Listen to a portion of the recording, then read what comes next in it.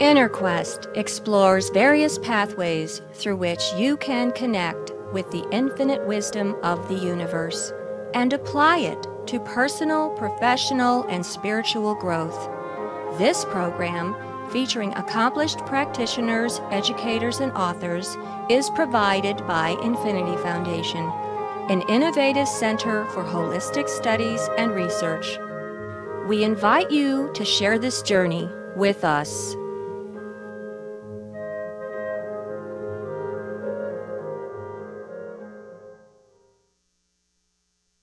Welcome to InnerQuest. My name is Jay Stone, your host for today, and our guest is Rabbi Niles Elliott Goldstein. Welcome, Rabbi Goldstein. Thank you. Rabbi Goldstein, is it okay if I call you by your first name, Niles? Absolutely, sure. Okay.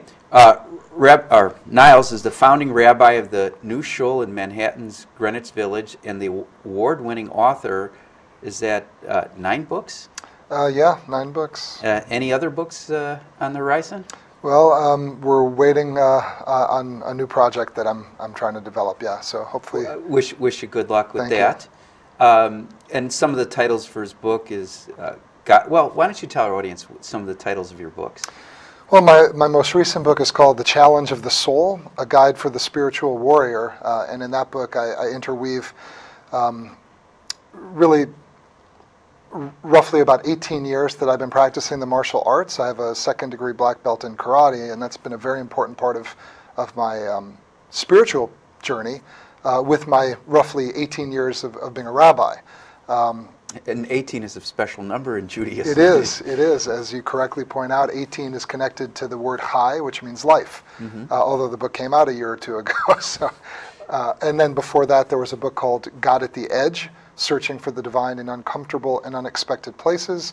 And I guess I would just mention one other called Gonzo Judaism.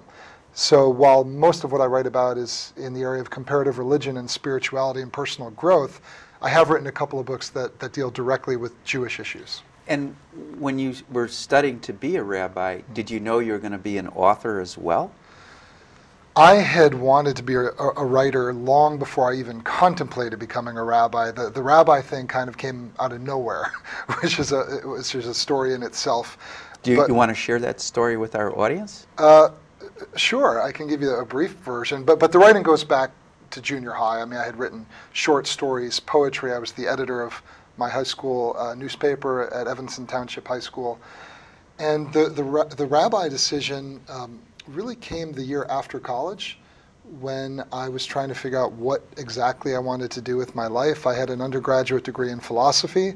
I was living in Cambridge, doing some coursework at Harvard, but also writing a short novel, thinking about an MFA in creative writing, a PhD, or going to the Peace Corps. So of course I did none of the above, and as a result of the friendships with 2 very close friends of mine to this day, one who's now a Jesuit priest in Rome, and another who's a practicing Hindu, an Indian friend of mine who was doing his graduate work at Harvard. I decided after my conversations with them that something was really gnawing at me, something was really calling me towards this vocation. And so it was really that year that helped propel me into the rabbinate. And when you were growing up, did you go to Hebrew school, bar mitzvah, and did you pray and observe the Sabbath? Well, it's a good question, because I grew up in a pretty eclectic Jewish home, and I would say my rabbinate has been pretty eclectic as well. While my home was kosher, and while my mother and father both came from traditional homes, my mom from Milwaukee, my dad from Chicago, we weren't big synagogue goers, and we didn't really identify with any particular denomination. So we had a very strong sense of our Jewish identities. That was always a big part of my childhood. But even though I have a great relationship with the rabbi I grew up with, I think he would get a kick out of this, because it's meant in a positive spirit. I became a rabbi, I think, despite my Hebrew school experience, not because of it. So it was really more of a spiritual journey than something being fed down my throat. And when you give, you used to at the New Shul in Manhattan. Right. When you give a talk, What goes through your mind in preparation when you speak to people at the synagogue? I think it depends on the context. The synagogue that I and our founding families helped establish in 1999, and that I served for over a decade, and that remains, is a really eclectic place. It's progressive, it's innovative, it's creative. We're not afraid to take risks, including the risk of failure. So we've tried some things that have flopped and other things that have been really wonderful, both on-site and off-site. I would say that in terms of your question, the synagogue, you mean in terms of programming, or in terms of worship, or just my own speaking? Yeah, well, where the show that I went to, the rabbi gave a talk every Saturday, and there was a different theme. Right. And so I was just wondering, did you draw from the Torah? Did you draw from what the people at the synagogue were interested in, or what you were studying at the time? I really tried and continue to try in all the speaking engagements that I continue to do, to follow the Talmudic principle of Ba'asher Hu Sham, the idea of meeting people where they are. And so I would rarely, and I do a lot of public speaking, but I would rarely give a formal sermon. I would only give sermons during the High Holy Days. If it were a Friday night service, I would pass out a text, and we'd use that as a springboard for discussion. If it were a Saturday morning, or let's say Rosh Hashanah, the Jewish New Year, where we read the story of the binding of Isaac, I would sometimes play a CD. A couple of very important musicians, Leonard Cohen and also Bob Dylan, both wrote songs about the binding of Isaac.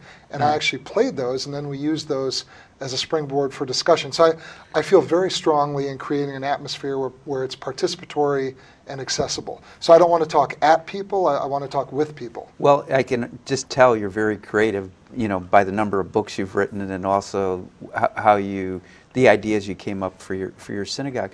Were you in Manhattan in 9/11?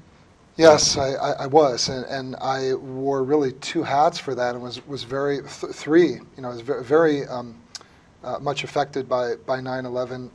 I wore one hat by just being a New Yorker. Even though I was born and bred here in Chicago, and now I'm back and happy to be back. I lived there for almost 2 decades. By that point, it was almost 10 years. So as a New Yorker, I was very much affected by 9/11, and I remember while my synagogue is on West 10th Street in Manhattan, I lived in Brooklyn. So I remember getting a call that morning and standing on my fire escape and seeing the smoke billowing up from the towers.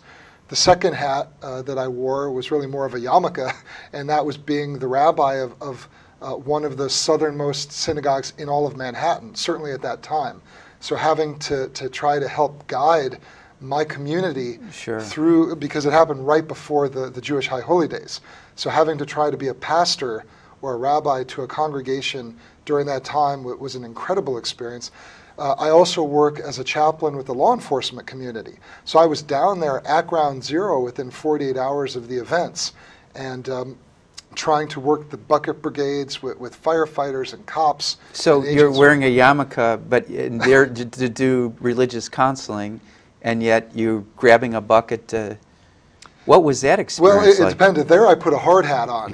When I was leading services, I had a yarmulke on, and on the street, as you can see, I don't wear anything. So you literally were wearing 3 hats. I literally wore 2 hats or nothing. So yeah, I really was wearing 3 hats, and it was a crazy time. But I have to say, in terms of growth as a rabbi and as a man and as a leader, I really and as a learner, I have to say that experience and the weeks that followed were probably some of the most important experiences of my life. And yeah, it was something I will never forget. How many days did you... And it's worked its way into some of my books also. I bet. How many days did you actually spend at Ground Zero? Well, I had to balance my commitment to my congregation. That's my first commitment. With my voluntary commitment as a chaplain to all of these agents and officers and rescue workers and first responders. So I would say that whenever I had a spare couple of hours, I would go down to Ground Zero and do whatever I could. As a Catholic priest friend of mine said, who was also a chaplain, people are not interested at a time like this in hearing about dogma or doctrine or belief. They want us to offer what he called the ministry of presence. just to be there. So I would say my work was not about talking about God or theology. It was just being there and being in the trenches with men and women who are really struggling with a very dark experience. Now, I heard a lot of the first responders that survived, they had a lot of difficulty years later. Were you still counseling?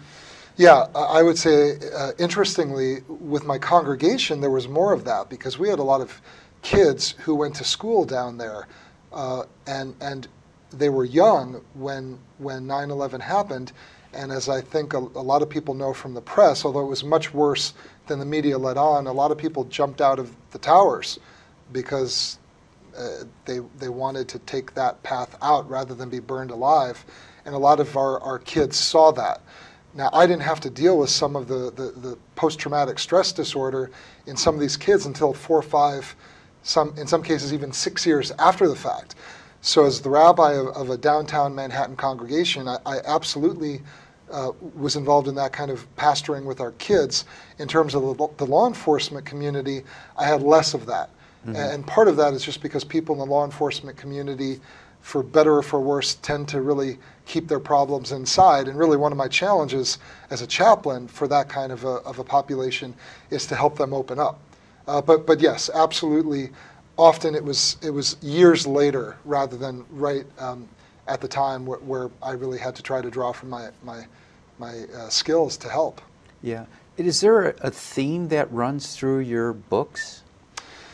I would say there is. I had a professor in rabbinical school who said, and I've probably spent a dozen or 13 of my now 18 years in the rabbinate doing pulpit work. So most rabbis, especially in previous generations, only did congregational work and were giving sermons all the time. And he said, rabbis give thousands of sermons sometimes in the course of a career, but he said, really, we only have one sermon. We just say it in 1,000 different ways. Yeah. So I would say in terms of my books, my speaking, my teaching, my sermons, there is a common thread, and it is connected to 9/11. It's connected to when I was in Oklahoma City after those attacks. And I would say it's highlighted most clearly in my book, God at the Edge, Searching for the Divine in Uncomfortable and Unexpected Places, where I really try to look at experiences that we don't ordinarily associate with spiritual growth. Experiences like struggle, pain, fear, solitude, and really look at how these almost universal experiences can really be catalysts for great spiritual transformation. I think a lot of us today, certainly in the New Age movement, look at more comforting aspects of spirituality, and I like to talk about some of the discomforting aspects and how we can grow from them. Well, you mentioned the term spiritual transformation. How do you define spiritual transformation? It's tough, but I think for me, to talk about spirituality without talking about God is a challenge, or some notion of a higher power. I know there are some people who believe you can have a spirituality without a notion of God, or a spirituality without really the framework of an organized religion. I take issue with that. I have some problems with that, though I understand, and I think it's a healthy debate. When I use the word spiritual transformation, I think what I'm trying to say is that we evolve in some way from a place that we're not happy with to a place where we feel we're more happy, even though the journey continues forever. So for example, if you're struggling with ego issues, then a successful spiritual transformation, in my mind, would be reaching a place where you have been able to become more humble, where you have been able to control your ego, or at least place it in a healthier area of your life, and really focus on those areas that are more important. Let me tell you how I Please define spiritual transformation, and see what you think about it. And I haven't been asked that question before, so I appreciate it. Well, my spirit is always the same and will always be the same, but when I experience a spiritual transformation through a union with God, then my human side transforms. So it's my spirit that transforms my temporal impermanent psyche that needs to continue to evolve, but my soul, my spirit is always the same, and there's a union with God, the light, etc. Interesting. Yeah. Well, I like that, and it's not, a lot of what I write about is Jewish mysticism, particularly the Hasidic movement from the 18th and 19th centuries, and there are a lot of parallels with what you just said in Hasidic spirituality, in Hasidic mysticism, because they talk about the different levels of the human psyche and how some do not change. The highest levels do not change, but some of the other levels change all the time. How many different levels of the human psyche are there in Jewish mysticism? It depends, but the acronym that I like the most is called Naran, 3 levels. Neshama, which is the highest, most sacred level of the spirit, that does not change. That is eternal. That connects us with God. That precedes our life, and that follows our mortal life. There's the middle one. And is that us, or are we with God? We are all of these things. Okay. We are eternally with God. It's more a matter of how much obstructs us from our relationship. And so when we're born, are we born with this eternal self? Yes. Okay. Yes. And so that means we've lived, we had a prior life? In some conceptions, different rabbis have different views, but certainly in Jewish mysticism, there is an idea that our souls have lived prior to their emergence in our bodies. Other schools of thought do not agree with that. Now, in your counseling, do you ever get into past lives? In my personal pastoral counseling, I don't. I've had people talk to me about it, and I've laid out different approaches that Judaism and Jewish mysticism takes, but we really haven't done that directly. I'm not really trained in that, and it's not something I would be comfortable guiding a person through. But I myself have met with shamans in Peru and Mongolia, in the United States and elsewhere, and it's something I find very intriguing, but it's not something I really practice myself. I appreciate your honesty. Sure. And so you talked about the top level. What's the mid-level? So the second one, the top is Neshama. The middle level is called Ruach, Naran. So Neshama and Ruach. Ruach means spirit, translated loosely, or wind in some translations. And Ruach is that level that some mystics say is the level of our daily lives, the most human of our levels, where we are wrestling with ego versus humility, with our baser desires, with our more lofty impulses. That's what what some psychologists would refer to as our psyche. So Ruach is that middle level where we're in a struggling match with ourselves every single day. Well, it kind of reminds me of Chinese philosophy, where they say the one splits into the two, the two being yin and yang, and then from that you get to 10,000 things, because because there's so many different combinations of yin and yang, and everything has some yin and yang in it. Well, the Ruach would probably, without really understanding... it deals with duality. Yeah, that would probably be the most dualistic of the 3 different mystical notions of the soul. And then what's the third one? And then the third is called Nefesh. So Neshama, Ruach, and Nefesh, Naran. And Nefesh is viewed in Jewish mystical thought as the most animalistic, the most base aspect of our souls. This is the level that is shared by all living creatures, all living things, plants, animals, anything that is alive in any way, shape, or form. So what about survival instinct? Would that be considered that level? Absolutely. So, to quote a psychologist, Conrad Lorenz, who was a great animal behavior analyst, when faced with a threat, we often retreat to the fight or flight response. So yes, that would be Ruach, that would be the lowest level. And what I like about Naran, this tripartite notion of the soul, and I talk about it at great length in my most recent book, The Challenge of the Soul, what I like about it the most is it reminds me a lot of Aristotle. And I mentioned earlier, my undergraduate training was in philosophy. Sure. Aristotle talks about 3 different levels of the soul as well. Yeah. So it's pretty interesting that there are so many corollaries. Well, Eric Berne was a transactional psychologist, and he talked about 3 different levels the parent, the adult, and child consciousness, and he believed that people had conflicts because they were talking in different levels. To themselves? Or no, others? to other people. One person might be at the highest level and the other person's at a different level, and so they weren't really connecting well. And you know, the mystics had a way to solve that problem.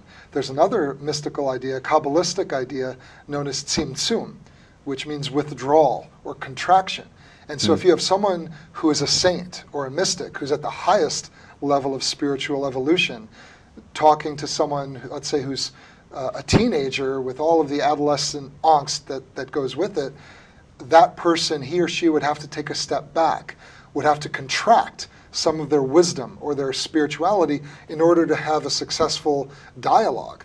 So the Jewish mystics would say it actually is possible if the more evolved person makes this act of tzimtzum. So it's fascinating where you can go with this stuff. Now, I once read in a theology book, the writer said that what leads you to God also leads you to health.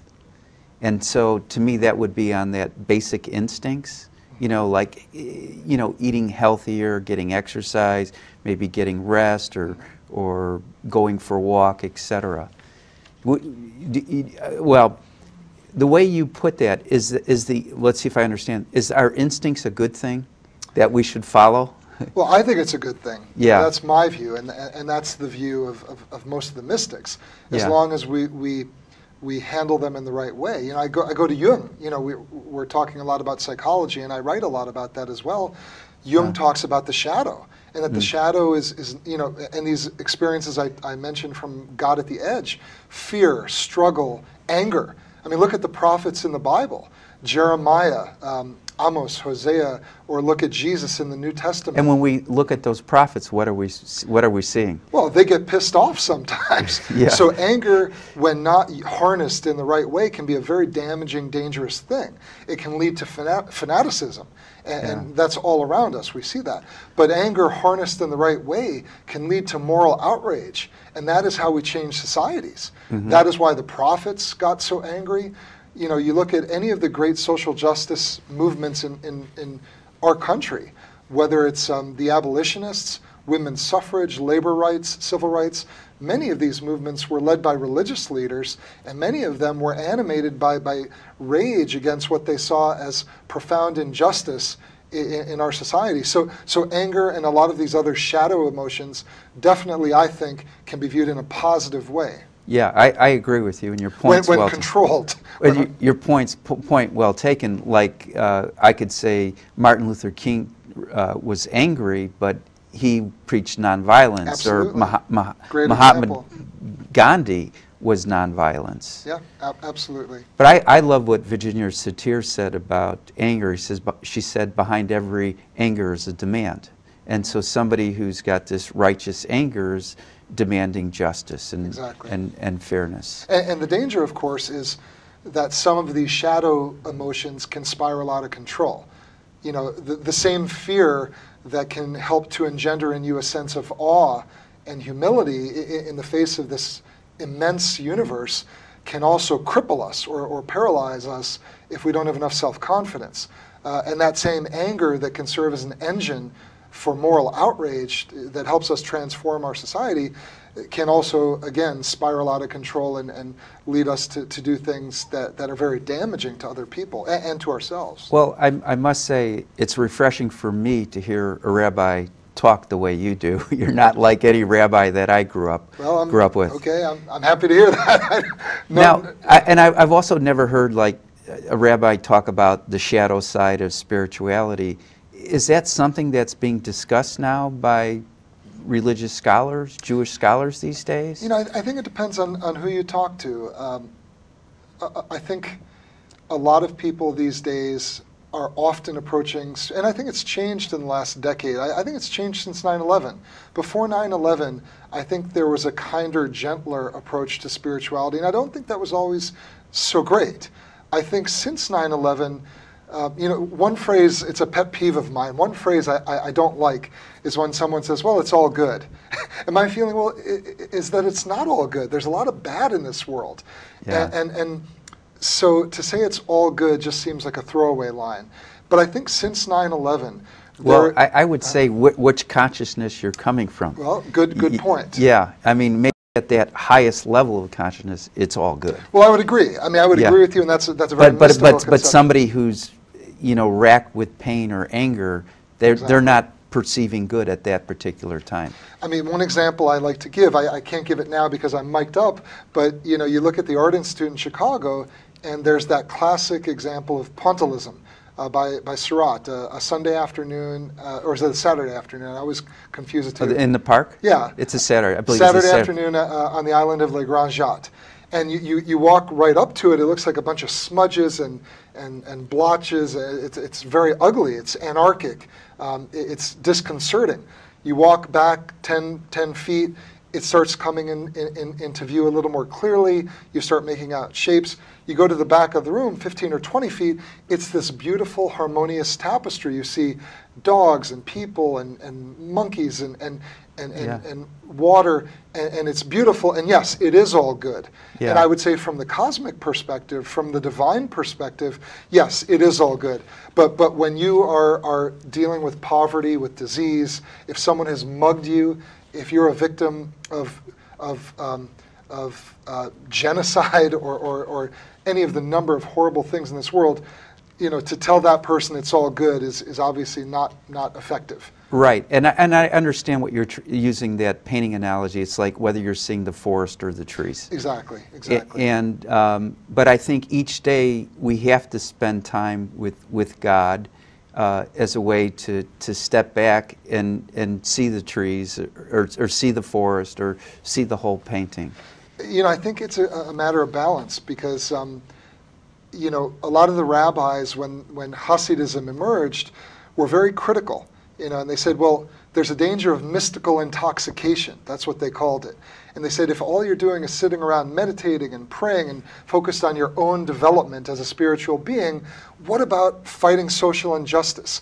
What about, you're so worried with detachment and connecting with God that you're not worried about the classical Judeo-Christian values that we're supposed to focus on, which is protecting the widow and the orphan, fighting for just causes. So I think it's about finding that balance between our inner spirit and connection with the divine and being very much a part of this world and doing battle against all those wicked forces that I think really are out there. Well, and I think it's passed on from the rabbis to the Jews who attend synagogue or practicing Jews. Because if you look at the civil rights movement, we had Jewish people participating in that, ACLU, Absolutely. Throughout. Am I getting a signal to wrap up here? All right. For more information about Rabbi Niles Elliott Goldstein, Inner Quest Infinity Foundation, stay tuned to the credits at the end. Until next time, wish you good health, good spirits, and good fortune. Thank you, Rabbi. Thank you. I enjoyed it. Thank you. Me too.